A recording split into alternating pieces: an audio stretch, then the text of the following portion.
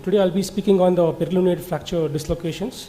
So before we start, I think I'll just touch up on the brief anatomy. I think first thing is we have to get a carpal bones, the anatomy well. So then, so we have many volar ligaments, extrinsic ligaments. So this is where you can see this is a space of Porio where there's a weak spot where the lunate can dislocate. And dorsally, if you come across, there's only one ligament, unlike the volar side, that's the DRC. You can see that this is a single ligament, so connection is a very crucial ligament. Other one is DIC, between the triquetrum and the scaphoid. And coming to the intrinsic, that is within the carpal bones. You see this is a scapholunate. Scapholunate is like nothing but like ACL for the hand surgeons. And you see lunotriquetral, you see the volar is strong. Dorsal is strong for the scapholunate. So just a brief anatomy. So I think most of us miss the peri-lunate because we miss the what to look in the radiographs. So whenever you see a lateral view, you look for the lunate and the scaphoid. So normal is 30 to 60 degrees. When you see lunate tilting back, that means it's a DC. Tilting volarly, that means it's a VC.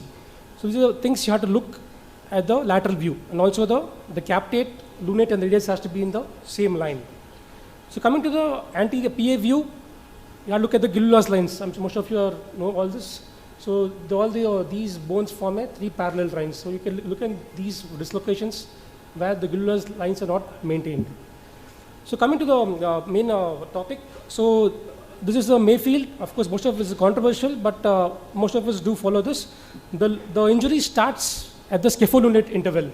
Then it goes to the lunar captate, then the lunar triquetrum, and then the complete lunar dislocation. So I'll just show you a graphical image. So you see what happens, the mechanism is when there is a extension, intercarpal supination and ulnar deviation. So first thing that happens is, you can see that's the volar scapholunate ligament which is ruptured, but still the joint is okay.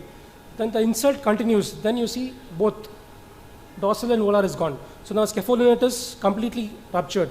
So this is where you see the scapholunate instability. Then when the insult proceeds further, then you see the captate goes behind. So this is called as dorsal peri-lunate dislocation. That means the captate is dorsal, but lunate and radius remains same. So this is like a stage 2 dorsal peri-lunate. So just get this in mind. So then next what happens, then the insult continues and the captate tries to push the lunate out. This is lunate dislocation.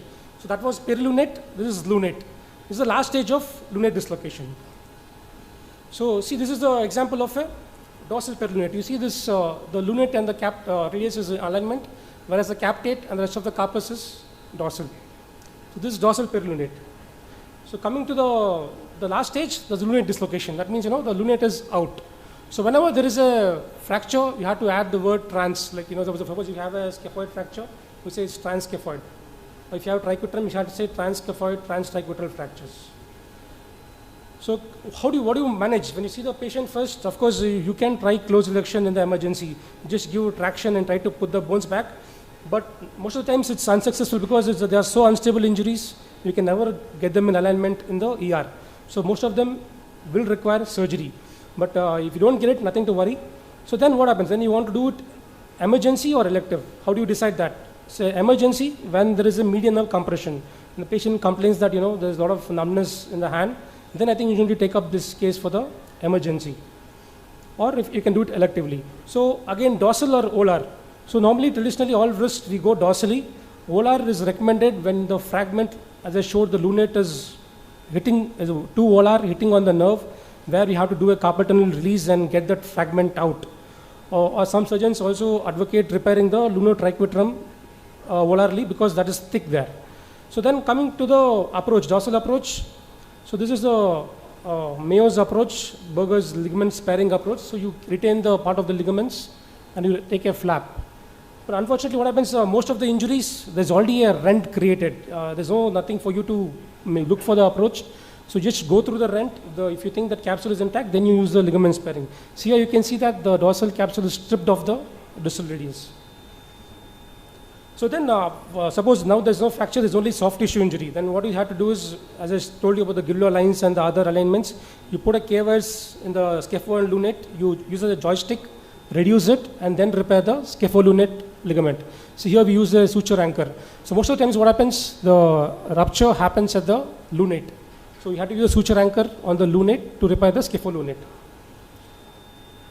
What if there's a fracture? The other common thing is you have a scaphoid fracture, usually they are proximal pole. So here then we have to, there's nothing to repair, we have to use a screw, Herbert screw.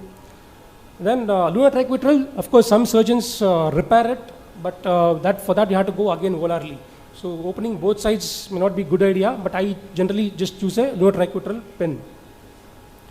Then after this what happens, you just want the joint to be stable for some time.